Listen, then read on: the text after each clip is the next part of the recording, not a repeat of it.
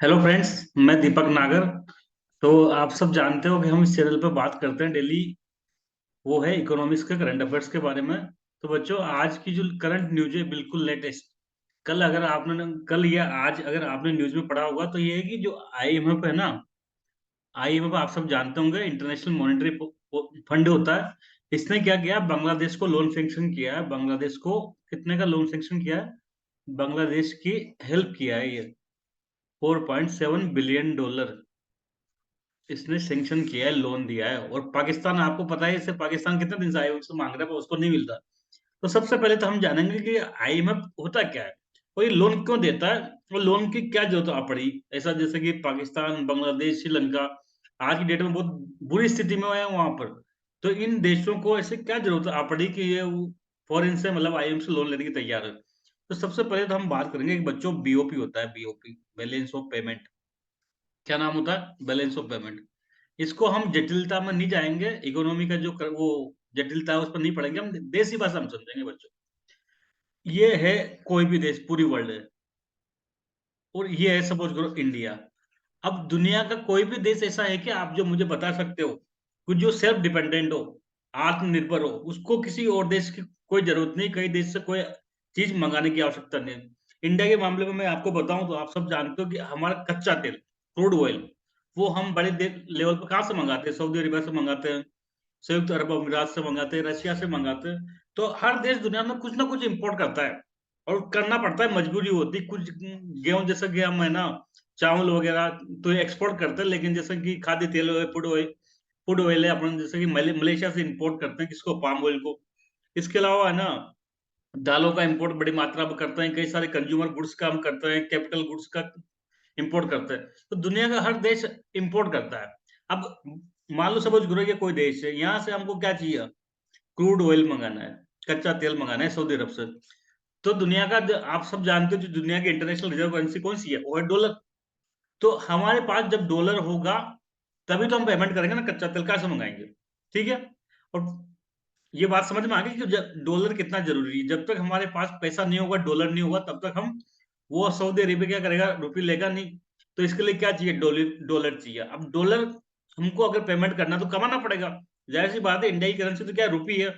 तो हमको कुछ एक्सपोर्ट करना पड़ेगा, सऊदी अरब को नहीं, कहीं किसी भी देश को। तो पूरी दुनिया में ये खेल चलता रहता है। ये जैसे एक देश है, ये एक्सपोर्ट करेगा तो डॉलर का क्या होगा? इनकमिंग होगी। ठीक है बच्चों। ऐसे ये देश पे क्या करेगा? इंपोर्ट करेगा। तो यहां से क्या होगा? एक डॉलर की क्या होगी? आउटगोइंग होगी। कुछ डॉलर आएगा, कुछ डॉलर जाएगा। और ऐसा धीरे धीरे हम एक्सपोर्ट बढ़ा बढ़ा के क्या करेंगे, हमारे पास में डॉलर की मात्रा बढ़ाते जाएंगे। इसी को क्या कहते हैं? फॉरेन एक्सचेंज कहते हैं। फॉरेक्स कहते हैं कहीं, फॉरेन एक्सचेंज, विदेशी मुद्रा भंडार हम कहते हैं ना। विदेशी मुद्रा भंडार कैसे होता है? जाहिर सी बात है, उसको कमाना पड़ता है, बाहर से डॉलर लाना पड़ता है। जैसे इंडिया एक्सपोर्ट करके, या फिर रेमिटेंस में फॉरेन जो इंडिया में मतलब इंडियन जो फॉरेन में काम करते हैं, जैसे अमेरिका में काम करते हैं, कार्ड देशों में काम करते हैं, वो सब डॉलर भेजते हैं। तो बच्चों, ये जब डॉलर भेजेंगे तभी तो हमारे पास फॉरेक्स इकट्ठा होता जाएगा। अब सपोज करो किसी भी कारणों से ये फॉरेक्स जो विदेशी मुद्रा भंडार है ना, ये कम होता जाता है। क्या कारण हो सकते हैं? एक कारण तो ये हो सकता है कि हम एक्सपोर्ट नहीं कर पा रहे और इंपोर्ट बढ़ता जा रहा है। तो धीरे धीरे जो हमारे पास डॉलर का भंडार है वो खत्म होता जाएगा, खत्म होता जाएगा, खत्म होता जाएगा। तो एक टाइम पर क्या आएगा जब फॉरेक्स बिल्कुल खत्म होने का कगार हो जाएगा। जो फॉरेक्स है ना, बिल्कुल खत्म हो जाएगा। विदेशी मुद्रा भंडार बिल्कुल खत्म होगा, लेकिन फिर भी हमको क्या करना है? कुछ जरूरी चीजें तो इंपोर्ट करनी पड़ती है। जैसे इंडिया है, इंडिया के पास सपोज करो विदेशी मुद्रा भंडार खत्म हो जाए, लेकिन कच्चा तेल तो हमको इकोनॉमी चलाने के लिए इंपोर्ट करना ही करना पड़ेगा। ऐसी स्थिति में देश को क्या हो जाएगी? स्थिति खराब हो जाएगी। इसी को क्या कहते हैं बच्चों?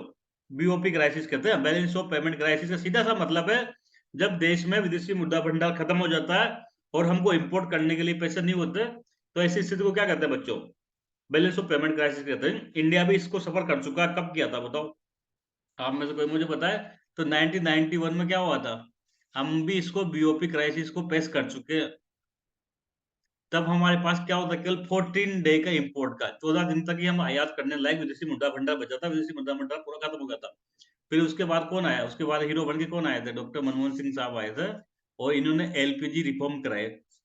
लिबराइजेशन, प्राइवेटाइजेशन, ग्लोबलाइजेशन, ये एलपीजी जो रिफॉर्म लाया, इस रिफॉर्म की वजह से ना भारत को मार्केट को खोला गया, जिससे क्या था कि विदेशों से डॉलर यहाँ आया और हमारा विदेशी मुद्रा भंडार बन सका। तो ये तो हमारी बात होगी, लेकिन पिछले 2-3 साल से दुनिया भारत के जो पड़ोसी देशों में वहाँ सब क्राइसिस चल रही है। आप लोगों ने सबसे बड़ा क्राइसिस सुनी होगी श्रीलंका।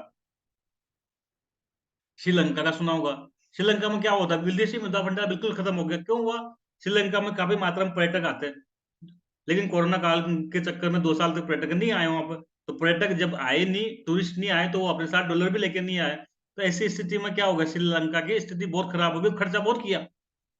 काफ़ी ज़्यादा लग्ज़रियस आइटम को फॉरेन से इम्पोर्ट करते रहे, उसमें खर्चा होता रहा।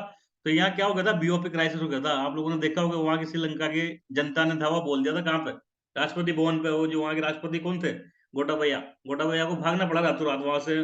प्रधानमंत्री भी छोड़ के भाग गए थे, महिंद्रा राजपक्षे। और काफ़ी बाद में वहाँ पे इमरजेंसी वगैरह लग गई थी। तो उसको बाद में काफ़ी प्रधानमंत्री वगैरह बदले, काफ़ी संकट का सामना करना पड़ रहा है। आज की डेट में बिल्कुल कंगाल हो चुका है। इसके पास बिल्कुल भी पैसा नहीं है। ये तो इतना कंगाल हो चुका है कि फॉरेक्स तो छूट छोड़ो, फॉरेक्स तो इसके बाद बचा ही नहीं। फॉरेन से जो इसने लोन लिया था कभी, जैसे इंडिया भी से लिया, चाइना से लिया, जापान से लिया, वर्ल्ड बैंक वगैरह से लोन लिया, तो वो लोन भी का पेमेंट भी नहीं कर पा रहा, वो लोन का इंटरेस्ट पेमेंट नहीं कर रहा। क्या हो गया? डिफ़ॉल्ट हो गया ये, दिवालिया हो गया, मतलब डिफ़ॉल्ट कहते हैं ना अपने भाषा में, ये जो लोन नहीं चुका पाए। तो ये लोन की किस्त नहीं चुका पा रहा बच्चों, क्यों? क्योंकि मुद्रा भंडार ही नहीं, बिल्कुल खाली हो गया। तो ऐसी स्थिति में क्या करते हैं, ऐसी स्थिति है पाकिस्तान की। पाकिस्तान भी आज की डेट में क्या बहुत भूखमंगाई स्थिति में, बिल्कुल कंगाली की स्थिति में चल रहा है। वहाँ पे जो जो फॉरेक्स था ना, वो बिल्कुल खत्म हो चुका है।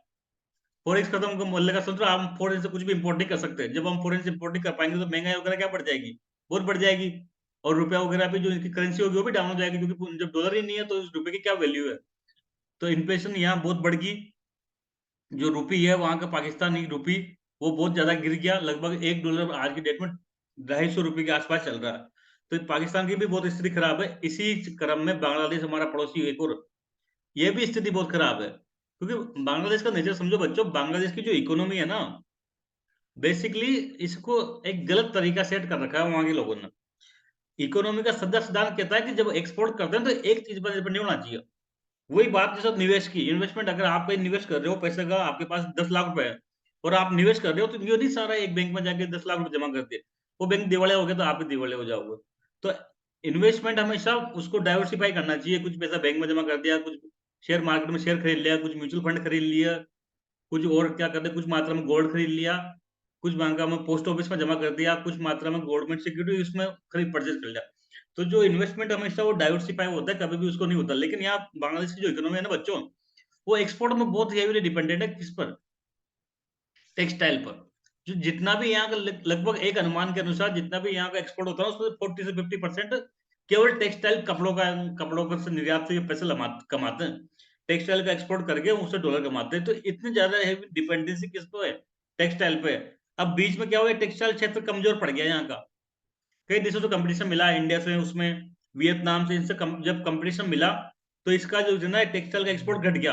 और चूंकि दूसरा अल्टरनेट था नहीं इसके पास में एक्सपोर्ट का, तो इसलिए इसके पास क्या होगा, फॉरेन एक्सचेंज, फॉरेक्स, इसका भी वो काफी कम हो गया। लगभग $30 बिलियन के आसपास इसका फॉरेन है आज के पास। तो ये सब तीनों देश चिंता में आ गया। अब इन सबका माई बाप कौन, ऐसी स्थिति में पैदा हो जाती है? तो दुनिया में जिस भी देश में बीओपी क्राइसिस होता है ना बच्चों, तो दो संस्थाएं होती जो वर्ल्ड वार सेकंड के बाद में बनाया था। वर्ल्ड वार जब चल रहा था, तभी जो यूरोपियन देश ये समझ गया था कि भाई लड़ाई से कोई फायदा नहीं, लड़ाई में हम सब दिवालिया हो गए। तो अब जैसे ही वर्ल्ड वार खत्म हो जाएगा, हम सबको सहयोग करना पड़ेगा एक दूसरे का, ताकि हम लोग तरक्की कर सकें। तो वर्ल्ड वार के बाद में 1944 में अमेरिका सबसे पावरफुल देश बन के उभरा था। तो यहाँ का एक देश था अमेरिका, उसको एक जगह थी ब्रेटन वुड। वो ब्रेटन वुड में कॉन्फ्रेंस हुई थी, मीटिंग हुई थी दुनिया के सभी देशों की। भारत भी गया था उस टाइम 1994 में। तो यहाँ निर्णय किया गया कि 2 संस्थाएँ बनाई जाएगी, कौन-कौन सी? वर्ल्ड बैंक, या इसको आईबीआरडी भी कह सकते हैं, दोनों की बात अलग ही एक ही है। बताएँगे कभी जब वर्ल्ड बैंक पढ़ाएँगे। दूसरा इंटरनेशनल मॉनेटरी फंड, ये 2 संस्थाएँ बनाई जाएगी। अब चूँकि 2 संस्थाएँ बनाई गई, तो ज़ाहिर-सी बात है इनके काम भी अलग होंगे। अगर एक ही काम होता तो एक ही संस्था बनाते। तो जो वर्ल्ड आईबीआरडी की स्थापना हुई थी, वो हुई थी जब यूरोपियन देश है ना, वर्ल्ड वार सेकंड में काफ़ी बर्बाद हो गए थे। तो उनको क्या दोबारा से अर्थव्यवस्था को खड़ी करने के लिए काफ़ी बड़ी मात्रा में निवेश चाहिए, सारी सड़कें खत्म, सारे पुल वगैरह खत्म, सब कुछ मतलब इनपे इंफ्रास्ट्रक्चर पूरे बम से तोड़ दी गई थी। तो ये वर्ल्ड बैंक क्या होता है बच्चों, लॉन्ग टर्म के लिए लोन देता है। लॉन्ग टर्म के लिए लोन देता है, वो किसके लिए देता है, निवेश के लिए, इंफ्रास्ट्रक्चर प्रोजेक्ट के लिए, शिक्षा में, स्वास्थ्य में, हाईवे में, पुल में, रोड बनाने में। जैसे राजस्थान में भी कई जगह रोड बन रहा है, तो इंडिया में भी वर्ल्ड बैंक लोन देता है। तो ऐसे जो वर्ल्ड बैंक होता है ना, वो दीर्घकालिक लोन देता है और बड़े प्रोजेक्ट के लिए देता है, जो इंफ्रास्ट्रक्चर के लिए बड़े प्रोजेक्ट होते हैं। कोई जैसे कि बिजली विभाग के लिए, विद्युत विद्युत के लिए, ऐसे लंबे के लिए लोन देता है, ऐसे शॉर्ट टाइम के लिए नहीं देता कि 2 महीने के लिए, साल 6 महीने के लिए, ऐसे काम के लिए लोन नहीं देता। ये डेवलपमेंट के लिए लोन देता है। जिस किसी को भी डेवलपमेंट के लिए लोन चाहिए, वो वर्ल्ड बैंक में जा सकता है। 10 साल के लिए, 20 साल के लिए लोन ले सकता है, और ये लोन ही नहीं देगा, साथ में टेक्निकल मदद भी करेगा। जो आईएमएफ का बच्चों बने थे, इसका मुख्य उद्देश्य क्या था? इसका मुख्य उद्देश्य था बीओपी क्राइसिस। जैसे मैंने अभी 3 देश बताया, तो इनमें क्या है, बीओपी क्राइसिस टेम्पररी है, ये कोई लंबे टाइम के लिए नहीं होती। बीओपी क्राइसिस है, तो ऐसे जो जिनका बैलेंस ऑफ पेमेंट क्राइसिस हो जाता है, जिनका उद्देश्य मुद्दा बंदा खत्म हो जाता है, तो ये क्या करता है, इनको शॉर्ट टर्म के लिए लोन देता है, ज्यादा लंबे टाइम के लिए लोन नहीं देता। शॉर्ट टर्म के लिए इनको लोन देता है ऐसे देशों को। क्योंकि ये दोस्त क्या, ऐसे टेम्पररी घटनाएं होती है, श्रीलंका में टेम्पररी घटना हुई, पर्यटक वगैरह नहीं आए, तो अब इनको वापस ये लोन दे देगा। कुछ टाइम बाद इनका वापस से है ना जीडीपी वगैरह बढ़ने लग जाएगी, और वापस से पर्यटक वगैरह आने लग जाएंगे, तो इनका उधर से मुद्दा बंडल वापस से बढ़ जाएगा। तो ऐसी स्थिति के लिए कौन लोन देगा? बैलेंस ऑफ पेमेंट क्राइसिस के लिए आईएमएफ लोन देगा। तो जो मैंने 3 देश बताए थे, ये कहाँ जाएंगे कटोरा लेके? ये जाएंगे कटोरा लेके, हम भी एकदम शर्म की बात है इसमें कटोरा मांगने में। इंडिया भी मांग चुका है कटोरा लेके आईएमएफ के पास चल के 1991 में, और उस टाइम उसने लोन दिया था आईएमएफ में। तो वो सामने कुछ कंडीशन लगा के दिए थे, अभी अब देखते हैं। तो आईएमएफ के पास गए तीनों देश, श्रीलंका गया, इसको भी कुछ बहाना बना के टाल दिया। पाकिस्तान भी प्रयास कर रहा है लोन लेने के लिए। इन दोनों को देशों को अभी तक आईएमएफ में कोई लोन नहीं दिया।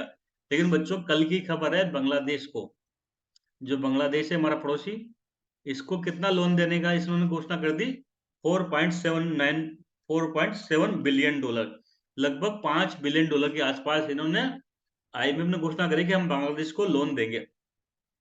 अब बच्चों, बांग्लादेश जो ये आईएमएफ होता है ना, वो लोन कई प्रकार से देता है, कई प्रकार से कंसेप्ट है उसका देने का। जैसे कि इस साल का यूपीएससी में क्वेश्चन आया था, वो आया था बच्चों के एक्सटेंडेड क्रेडिट फैसिलिटी,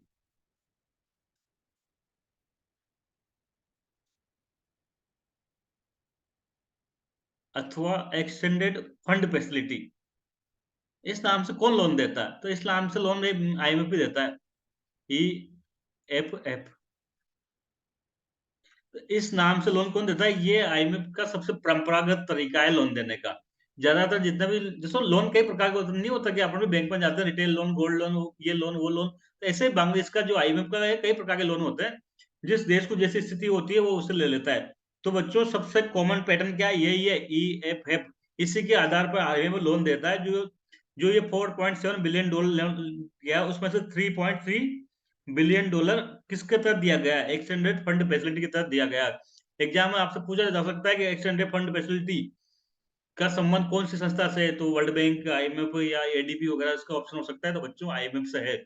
और दो, अगर 20 शब्दों में क्वेश्चन पूछ लिया जाए तो ईएफएफ क्या है, तो सीधी सी बात है, आईएमएफ द्वारा बैलेंस ऑफ पेमेंट क्राइसिस की स्थिति में देशों को, मेंबर कंट्रीज को दिया जाने वाला शॉर्ट टर्म लोन होता है। ये इसके बारे में इतना सा हो गया। दूसरा जो लोन दिया गया बच्चों, वो दिया गया रेजिलियंस एंड सस्टेनेबल फैसिलिटी। इसको आरएसएफ कहते हैं बच्चों। जो रेस्ट अमाउंट है ना, कितना बचा, ये बचा 1 पॉइंट, जोड़ो ना, $1.4 बिलियन का लोन इसके तहत दिया गया है बच्चों। ये लेटेस्ट में लॉन्च किया गया है आईएमएफ द्वारा। ये पुराना विंडो नहीं है, ये लेटेस्ट में भी इसको ऐड किया गया था, जिसका उद्देश्य था जो छोटे विकासशील और जो ये टापू वाले देश है ना, आइलैंड देश, ऐसे देशों में क्या क्लाइमेट के कारण इनके डूबने का संभावना बढ़ रही है। तो क्लाइमेट चेंज से लड़ने के लिए देखो, इसमें नाम तो स्पष्ट है, सस्टेनेबिलिटी। क्लाइमेट चेंज से लड़ने के लिए क्या करता है बच्चों, इसने इसको लोन दिया। और ये आपको यकीन नहीं होगा, बांग्लादेश एशिया का पहला कंट्री है। एशिया का कौन सा कंट्री है? फर्स्ट कंट्री है जिसको आईएमएफ की ये आरएसएफ सिस्टम के तहत लोन दिया गया है। तो बच्चों, ये मुद्दा यही खत्म होता है। Thank you. जय हिंद।